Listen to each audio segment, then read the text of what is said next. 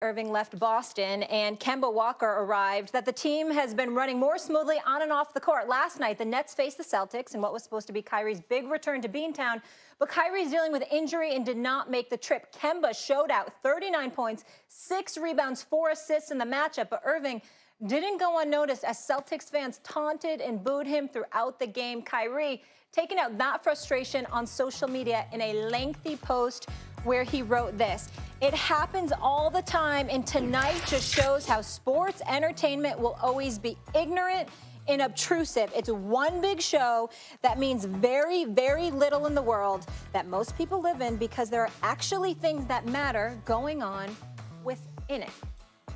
That was just a small portion of the post there, Max. How does Kyrie look after last night? Terrible. I mean, what? If he had a point to make, maybe I keep hearing how smart Kyrie is. If he had a point to make, what he wrote was incoherent. I don't know what point he's trying to make, really. I sense that I can imagine what it's like to live in the fishbowl that he does, or maybe I can't. And there's obviously a lot of pressure, and he may be going through things personally. He alluded to them. But that was like a rambling, incoherent, self-indulgent big thing of nothing. First of all, I don't think, like, obtrusive. I don't think he meant obtrusive. I was kind of figuring out. Yeah, Kyrie, what are you talking about? And also, like, capitalized spelling of words that aren't supposed to be capitalized. And at the end, he has this big thing. What was it, like life or something like that, as though it's supposed to be some big point or profound. It was juvenile. It was silly. It was hard to understand. There was nothing interesting in it. If he does have something interesting to say, he didn't say it there, or not. He didn't articulate it well. But beyond that, it's like you're playing yourself. You're showing that this stuff is getting to you, the fans are getting to you, and you're doing it on a night when Kemba Walker gave you the business. Kemba Walker's just balling. 39 points. I mean, Kyrie didn't play, but 39 points in a win. The team is better with Kemba Walker, Stephen A. Kyrie, I don't want to compare him to Antonio Brown. But the reason I bring AB up is because I'm like, AB can't get right. AB has got to hit bottom in a way that he understands before he can really start getting himself right. Kyrie, to me, seems to be in a place where he still doesn't understand whatever it is that's going on with him, what's going on with him, so that he can get right. So that he can be the kind of player, well, he is the kind of player, he's a great player. He can be the kind of force in the locker room and on a team that leads to a constructive kind of team chemistry. Because this is the third stop now where you're hearing things. And it started right away. It didn't take a season or anything. It started like a couple weeks in. He's putting on like the greatest show on earth when he's healthy. It's unbelievable how spectacular. But what I say, I expected the team's record to be like the same as last year, because it's not contributing to a better situation than the situation he found. And this look is just a bad look for Kyrie. I don't disagree with you. I have a different take, but I don't disagree with what you're saying. Max is right. It was a bad look. It really, really was. It was somewhat incoherent for folks that don't know him a little bit or whatever in terms of how he wrote it and what he was trying to emphasize, and he used the word obtrusive. And I'm like, I know what obtrusive means. I don't know what the hell you're talking about. It didn't vibe. It didn't vibe at all. But what I will say to you, let me explain what I deduced from his message. When I read what he wrote on Instagram, here was the bad part about it, and then I'm going to go to, because there's a good part to all of this, believe it or not. But I'm going to go to the bad first. Kyrie Irving just signed for 4 years and $141 million. Mm-hmm. That is an average of over $35 million a year. No, money is not everything, and we all get that. But damn it, it's your job. What you were talking about last night, no disrespect to Kyrie Irving, but fans don't particularly care to hear about that when you're not playing.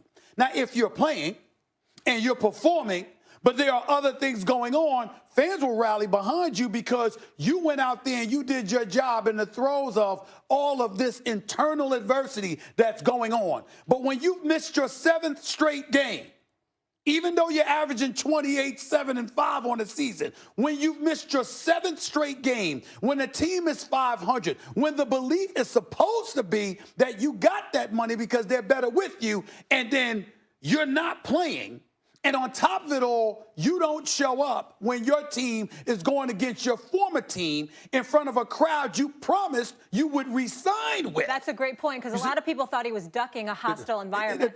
But see, that's the point. I think that's unfair.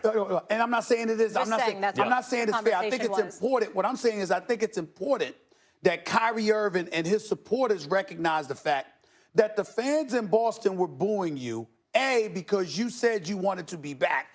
B, when you left, Max remembered. He owned it and said it was my fault. I should have been a better leader. I had a bunch of stuff going on. But it was after you left and signed with Brooklyn that you confessed that you didn't do what you were supposed to do when you played for them. So they do have a license under those circumstances to boo you and heckle you or whatever, as long as it doesn't cross the line. And I don't think Kyrie sucks or, you know what, where's Kyrie is beyond the pale. That's stuff that happens at sporting events. Just don't go beyond that and it's no problem. The flip side to it is, here's where I think it's a beautiful thing.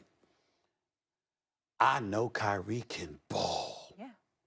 And I know that when you calling him out like that, the next time he is healthy and he shows up at TD Bank Garden, this is not somebody. Kyrie Irving is not the kind of ball player that's going to go like this. They're booing me. Let me. Oh, no, especially with Kemba dropping 39. Kyrie's going to be like this. He might go for 60. He showed you what he showed you. Now let me show you what I can do. So what I'm saying to you, for me, no, because I always get back to basketball and loving these moments and the competition. And I'm telling you right now, you know how we use the saying from T.O., get your popcorn ready. Let me tell you something right now. If I got time, I don't give a damn where I'm at. I'm going to fly to Boston for that one. Because Kyrie Irving showing up at TD Bank Garden. Oh, my God. Boston, wait until you see Kyrie on that basketball court. Oh, my God. I agree. I think that's a great take. I think Kyrie might go for 60. He might go for 60. And you know what? Kemba might go for 25. But which team is going to win? That's my issue with Kyrie. Even look, I get that his style of play, to me, I've come to think of him as a type of player who can get you over the top if you have a great team. But maybe it could also mess with the chemistry. But maybe by himself, he's too ball dominant to make the team better. Is his team going to win or lose that game? I feel you on that. That's what I want. And I'm saying, just do me one favor for one regular season game. Just ignore it. Because let me tell you something right now. Kemba Walker. Just enjoy it. Kemba Walker ain't backing down now. He's going to be on a mission. Let me tell you, ESPN, whoever got that game tonight, you air that game. You air that game. That's going to be special. Listen, look what Joel Embiid did after you called him out. Well, I love Joel Embiid, but you can't walk here, this was on a whole nother level. Up in the Bronx, he dropped where the 33. people are fresh. All right, coming up on this special Kyrie in Boston. Thanksgiving episode of First Take, why